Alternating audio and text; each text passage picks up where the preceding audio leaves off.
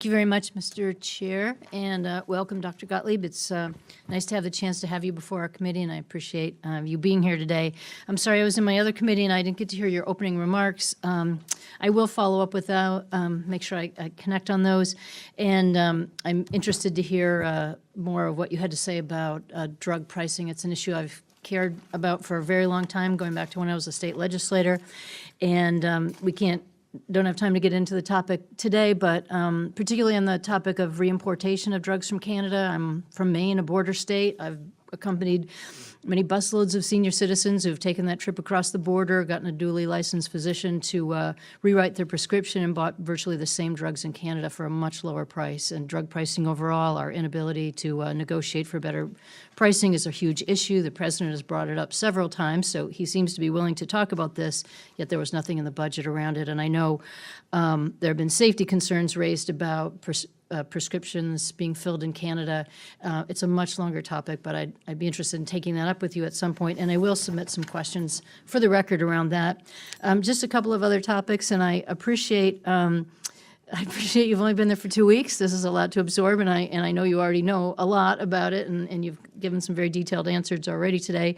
But I'm going to bring up two other topics that I'll submit to you and we can follow up on later, because I'm pretty sure you're going to say, as you did to my colleague from California, you don't have a lot of experience with the Food Safety Modernization Act.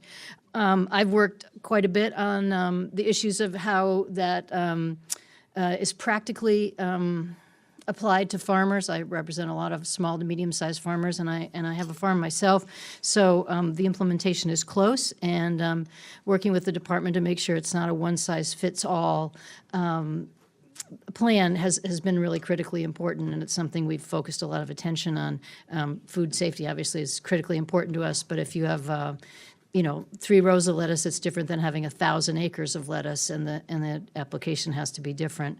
There's some outreach and training efforts going on right now, and I just will say in advance, I don't expect you to know the answer to this question, but we're, with the deadlines coming up soon, the training issues for farmers are very critical. This is complicated stuff to learn, and everyone wants to be in compliance with the law when it is out there, but for a lot of small to medium-sized farmers, there's just not enough time, and we're waiting on FDA to provide some alternate curricula guidance, and I'm anxious to know when that will be out there so more of the training can be developed. And like I said, I don't expect you to know that answer today, but it's a specific question, but it means a lot to a lot of organizations who are hoping to do some of that training, and particularly the farmers who need it.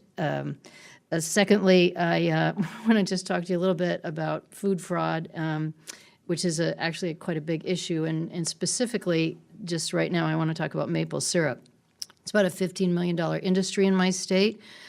We, of course, think that we have the best maple syrup, no matter what Vermont says. Our producers yielded about 675,000 gallons of maple syrup last year, so it's an important industry to us.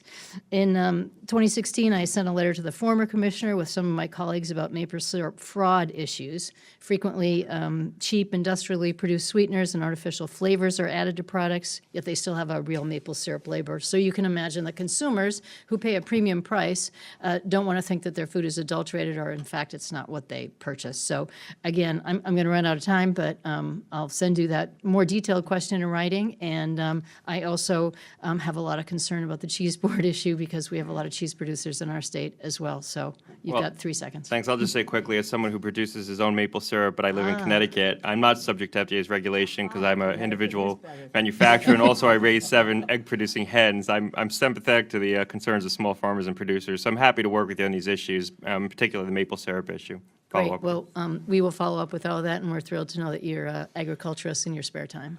Thank you.